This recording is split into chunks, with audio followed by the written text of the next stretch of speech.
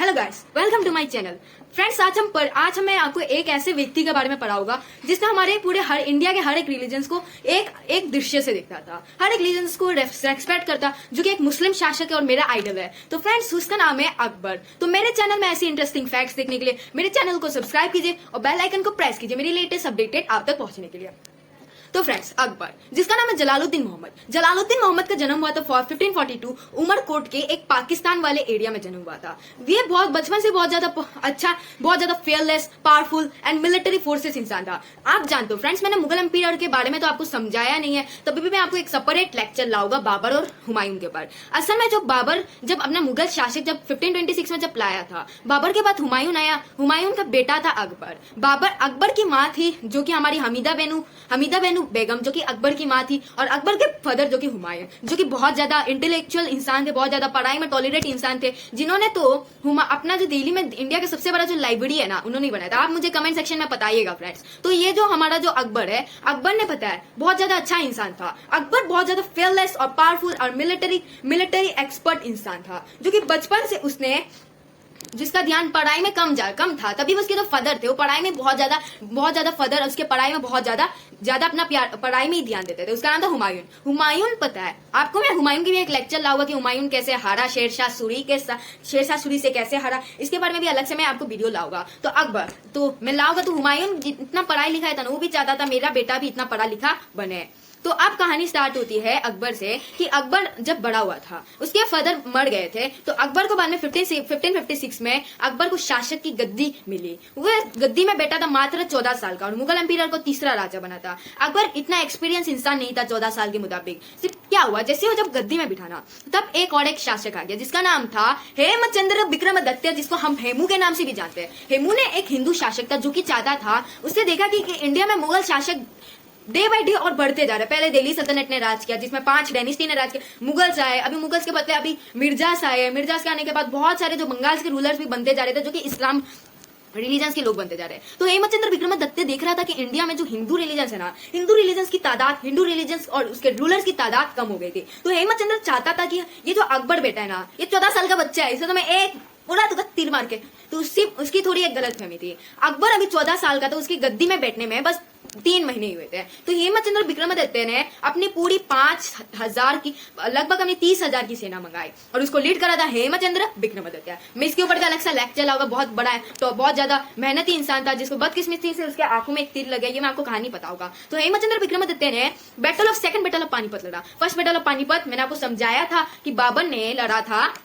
आप मेरी मंगोल की सीरीज में देखना, हाउ टू मंगोल कंकर इंडिया, उसमें मैंने आपको समझाया था कि पूरा देखना फ्रेंड्स, कि बाबर ने कैसे फर्स्ट बैटल ऑफ पानीपत लड़ा था और कैसे इब्राहिम लोदी को हराया था। तो इसके अभी मैं बताने से वीडियो का लेक्चर बड़ा हो जाएगा, मैं नेक्स्ट वीडियो में बताऊंगा। अलग से मैं मुगल के ऊपर सीरीज पूरा एक सीरीज लाऊंगा, प्लेलिस्ट लाऊंगा फ्रेंड्स। तो अकबर जो था, अकबर ने अभी सेकंड बैटल ऑफ पानीपत लड़ा। सेकंड बैटल ऑफ पानीपत मतलब पानीपत के मैदान में 3 लड़ाई हुई थी, एक तो बाबर ने लड़ी थी, एक अकबर। तो अकबर उसी मैदान में लड़ेगा। तो अकबर अभी 14 साल का लड़का, तो उसे अच्छे से तलवार भी उठाने नहीं आती थी, है ना फ्रेंड। सिर्फ वो चालाक बहुत ज्यादा था फ्रेंड्स, उसकी दिमाग बहुत तेज था। तो हेमचंद्र विक्रमादित्य ने यही सोचा था कि मैं ये जो बच्चा है ना, इसे एक तीर से उड़ा दूंगा। सिर्फ ये गलत फहमी थी। अकबर के साथ था उसका कमांडर जनरल, जिसका नाम था हुमायूं। उसका नाम था बेरम खान, सॉरी फ्रेंड्स। हुमायूं का कमांडर था, उसके जमाने में कमांडर था, बाद में बेरम खान बना। बेरम खान ने क्या किया, सोचा कि सेकंड बैटल ऑफ पानीपत में बेरम खान ने हेमचंद्र विक्रमादित्य से लड़ा और अकबर बस अपनी हाथी में बैठ के देख रहा था। बेरम खान ने असल में जो कि हेमचंद्र विक्रमादित्य से लड़ा, जिसे हम हेमू कहते हैं। तो हेमू को उसने जड़ से उखाड़ दिया और लास्ट में पता है हेमू ने अपनी जिंदगी में कितने भी लड़ाई लड़े, एक भी लड़ाई में हारा नहीं। बदकिस्मती से वह हाथी के ऊपर बैठा था, हाथी के ऊपर लड़ाई कर रहा था। अचानक उसके आंखों में एक तीर घुस गया, तो वह उधर बेहोश होकर गिर गया। और बाद में अकबर ने उसका सर कलम करने के लिए बोला बेरम खान ने, जो कि कमांडर जनरल था। तो अकबर ने इनकार कर दिया कि मैं बच्चा हूं, मैं किसी बड़ी की जान नहीं ले सकता। तो अब बेरम खान ने बाद में जो हेमचंद्र विक्रमादित्य का सर कलम कर दिया। तो ये जो सेकंड बैटल ऑफ पानीपत थी, इसमें जो अकबर जो इस लड़ाई में जीता हेमचंद्र विक्रमादित्य से, तब से अकबर बहुत ज्यादा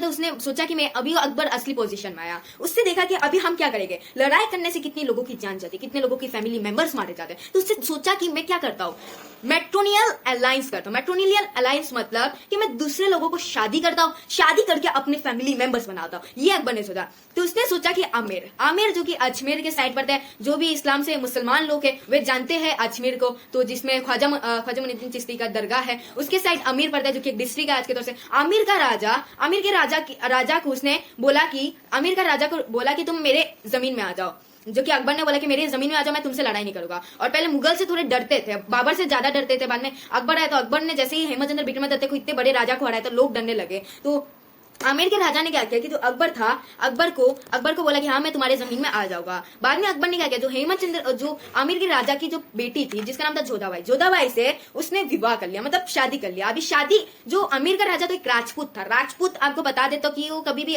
किसी के नौकर नहीं बनना चाहता, अपनी जिंदगी अपने खुद के बल से रहना चाहते। मैं आपको जानते हो ना, जैसा कि चित्तौड़गढ़ का जिसको मैंने आपको समझाया था पद्मावती, ये मैंने आपको मंगोल्स के सीरीज में समझाया था, आप देख लीजिएगा फ्रेंड, बहुत इंपॉर्टेंट लेक्चर है। तो ये जो अभी आमिर का जो जोधाबाई से शादी किया था, अभी राजपूत, क्योंकि अकबर चाहता था कि हम शादी करके हमारे फैमिली मेंबर्स बनाते हो, फैमिली मेंबर्स करने से क्या हम उनकी भी जमीन छीन सकते हैं ना। तो ये क्या जोधाबाई की भी उसकी आमिर की जमीन अभी अकबर के पास आ गई।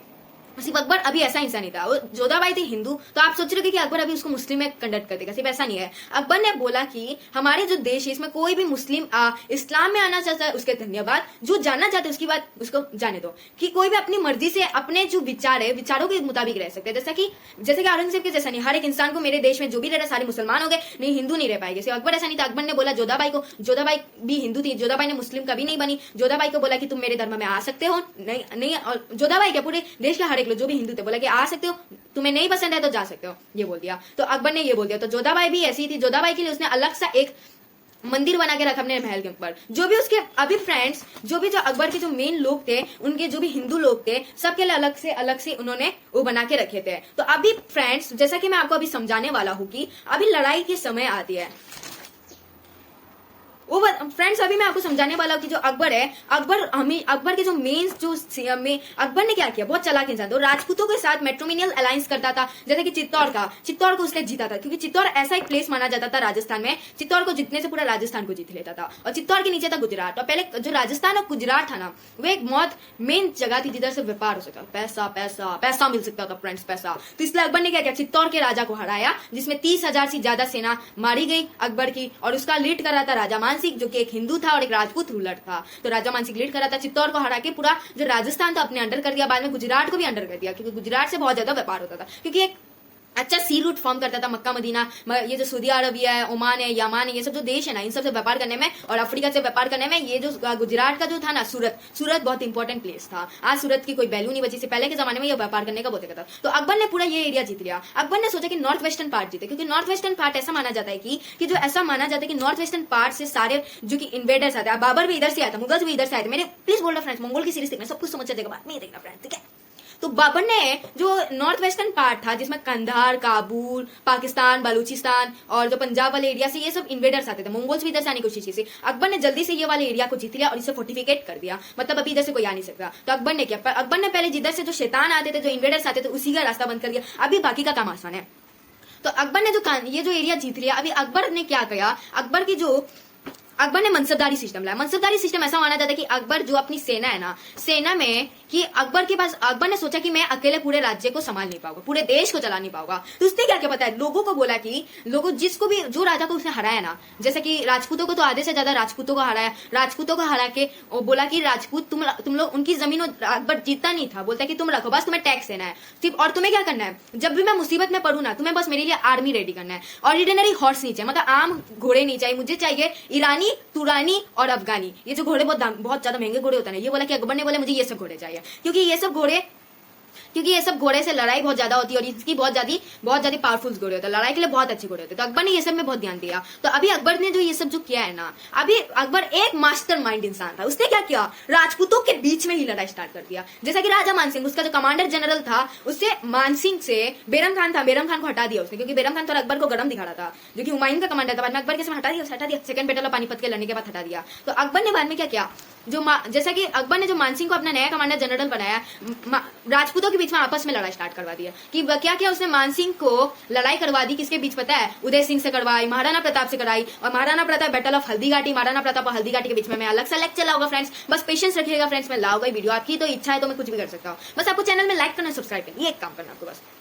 तो अकबर ऐसा जो मनसबदारी सिस्टम लाया कि उसे जो राजा की जमीन छीन लेता था ना, उसे वापस दे देता, बोलता है कि तुम टैक्स दोगे और सेना बनाओगे, और जब मैं मुसीबत में पड़ूंगा और सेना मुझे देना पड़ेगा। तो ये जो चीज जो अकबर जो बनाता था, मैं अभी अकबर ने अपने नवरंत्र भी ऐसे बनाए। नवरंत्र मतलब 9 हीरे, मतलब स्टार्स, 9 स्टार्स, जिसमें एक मानसिंह है जिसे हम कमांडर जनरल बोला जाता है, जो कि अकबर का फेवरेट है, जो कि तानसिंह है जो कि एक सिंगर है, बीरबल जो कि सबसे हिंदू एडवाइजर है, अकबर का सबसे फेवरेट नवरंत्र जो कि एक एडवाइस है, जो कि अकबर को एडवाइस करता है कि हमें ऐसा करना चाहिए ना वैसा करना चाहिए।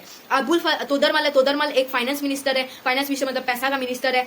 5वां जो कि अबुल फजल, जो कि अकबरनामा लिखा, अकबर की जो किताब है ना उसका बहुत बड़ा किताब है, आपको मैं सजेस्ट करता हूँ किताब पढ़िएगा, उसे अबुल फजल ने लिखा, इसलिए वो नवरंत्र है। मुल्ला पियाजा जो कि एक मुस्लिम एडवाइजर जो पियाजा है ना, मुल्ला पियाजा, ये सब ने बीरबल से बहुत जलता था, क्योंकि वो चाहता था कि मैं तो मुस्लिम हूँ, अकबर भी मुस्लिम है, मुझे क्यों नहीं कर रहा, हिंदू लोगों को क्यों कर रहे हैं, बीरबल को क्यों इतना वो इंपॉर्टेंस दे रहे, मेरे को क्यों इंपॉर्टेंस नहीं दे रहा है। तो दूसरा फाइजी जो कि एक पोएट है। चौथा जो कि सातवां जो कि फैजल एक माइस्टिक है। अबुल रहीम जो मैंने बेरम खान है ना, जिससे सेकंड बेटल पानीपत लड़ा था ना, अब हेमंत चंद्र को हराया था ना, वो ये जो कमांडर जनरल का बेटा जो कि अबुल रहीम के दोहे, इसके दोहे आप पढ़ना, हर एक क्लास में आपको एक ना एक पोयम भी मिलेगा। मैंने क्लास 7 में पढ़ा था, मुझे पता है, अभी मैं क्लास 8 में हूँ फ्रेंड्स। तो पोएट है जो कि बहुत सुंदर सुंदर दोहे लिखते, एक लाइन में पूरी जीवन के हर एक पल को पता था कि जीवन में हमें क्या करना चाहिए, इसके दोहे पढ़ना। मैं भी पढ़ता हूँ, आप भी पढ़िएगा फ्रेंड्स, मैं आपको सजेस्ट करता हूँ। अकबर इतने अपने नवरंत्र को इतना स्ट्रॉन्ग करके रखा ना, इसलिए तो अकबर इतना आगे बढ़ रहा था। अकबर और एक चीज से बहुत अच्छा था, उसने ऐसा एक धर्म बनाया जिसका नाम था दिन्ने ऐसा एक रिलीजन का नाम था जिसमें हिंदू, इस्लाम, क्रिश्चियनिटी, जुडिज्म और जोरास्ट्रिस, ये सब जो भी धर्म है ना, इसके हर एक फीचर्स को मिला के उसे दिन्ने बनाया। दिन्ने मतलब उसने सोचा कि पूरे हर एक धर्म समान है और उसका बस समान है, और उसको एक कर दिया, और उसका एक ही लीडर होगा जो कि हमारे एक नेचुरल पावर जो कि ऊपर वाला बोलते हैं ना, वो एक नेचुरल पावर होगा। मैं इतना उस समय नहीं जा रहा फ्रेंड्स, माफ कर देना। और अकबर ने इबादत खाना भी बनाया, कि उसके जो आपने देखा ना, अब इबादत खाना बनाया जिसमें हर एक रिलीजन अपने इबादत कर सकते हैं, मतलब कि अपने जो भी गॉड्स को मानते हैं उसकी पूजा कर सकते हैं। जैसा कि अकबर के आधे से ज्यादा नवरंत्र तो हिंदू भी है, जैसे कि मानसिंह, तोदरमल, बीरबल, तानसिंह, ये सब तो हिंदू लोग है ना, और ये राजपूत भी है, और उसकी पत्नी भी तो हिंदू है ना, जैसे कि कौन है, जैसे कि जोधाबाई, ये सब तो हिंदू लोग है। तो इनके लिए उन्होंने इबादत खाना बनाया, जो कि जिसमें इस्लाम धर्म भी अपना आके नमाज पढ़ सकते हैं, हिंदू भी आके अपना जो कृष्ण की पूजा कर सकते हैं, बुद्ध भी अपने आके बुद्ध की पूजा कर सकते हैं, सारे धर्म एक साथ हो गए थे, जिसे इबादत खाना कहते हैं। अकबर ने बहुत इंपॉर्टेंट काम किया फ्रेंड्स, ये सुन के रखना। अकबर ने चाइल्ड मैरिज बंद किया। पहले छोटे छोटे बच्चों को शादी करवाते थे फ्रेंड्स, बाद में सती प्रथा बंद करवाई। सती प्रथा मतलब किसी का कोई पति मर गया, उस औरत को जिंदा जला देते थे, ये बहुत बुरी काम थी। बाद में तो आप तो जानते हो ना, राजा मनमोहन सिंह, ये जो सती प्रथा थी अकबर ने बंद करवाई। बाद में दास प्रथा मतलब कोई भी डायनेस्टी दूसरे डायनेस्टी को हरा देता था, उसकी जो पत्नी, उसके बच्चे, ये सब जो भी होता है ना, जो भी औरतें ना, औरतों को अपने पास लेके जाता था, उनको गुलामी करवाता था और उनसे काम करवाता था। ये जो कि ये सब अकबर ने ये सब बैन करवाया। और उसने पता क्या बताया, अकबर ने बहुत ज्यादा इंक्लूसिव ग्रोथ लाया, इसके कारण जाजिया टैक्स बंद करवाया, ऐसे बहुत अनेक करा। तो आपको मैं सोच रहा हूँ कि अकबर के बारे में आपको समझ आया होगा। वैसे मुगल के एम्पायर के बारे में अलग अलग लेक्चर लगा। आई होप यू इस वीडियो को अच्छा लगा। एक तौर से हमें एक बात बता देता, अकबर बताया मुगल एम्पायर का सबसे अच्छा हीरो माना जाता है, सबसे विलन राजा माना जाता है औरंगजेब को। अकबर ने बंद किया सती प्रथा, दास प्रथा, ये सब बंद किया। विलन ने जो औरंगजेब ने ये सब को वापस स्टार्ट कर दिया। जाजिया टैक्स बंद किया। जाजिया टैक्स मतलब जो नॉन मुस्लिम होते थे ना, उनके ऊपर टैक्स लगाया जाता था, उसके ऊपर भी बंद कर दिया। अकबर ने उसे बंद कर दिया था। बाद में औरंगजेब ने वापस स्टार्ट कर दिया। और अकबर ने हर एक धर्म को अपनी रिलीजियस फ्रीडम दी, सिर्फ औरंगजेब ने बाकी सबको बाद में वापस इसको दबा दिया। तो आपको एक तौर से एक हमारे मुगल एम्पायर में जो अकबर है, एक तौर से हीरो है, और एक तौर से जो हमारा औरंगजेब एक तौर से विलन है। और अकबर की ऐसी इन्फॉर्मेटिव वीडियोस, ये वीडियो मैं आपको मुगल एम्पायर की पूरी सीरीज बताऊंगा फ्रेंड्स। आपको मैं ऐसे बहुत सारे वीडियोस, बहुत ज्यादा इंपॉर्टेंट वीडियोस लाऊंगा friends. I hope you like this video. Please you like and subscribe to my channel. Meet in the next video. Let's bye.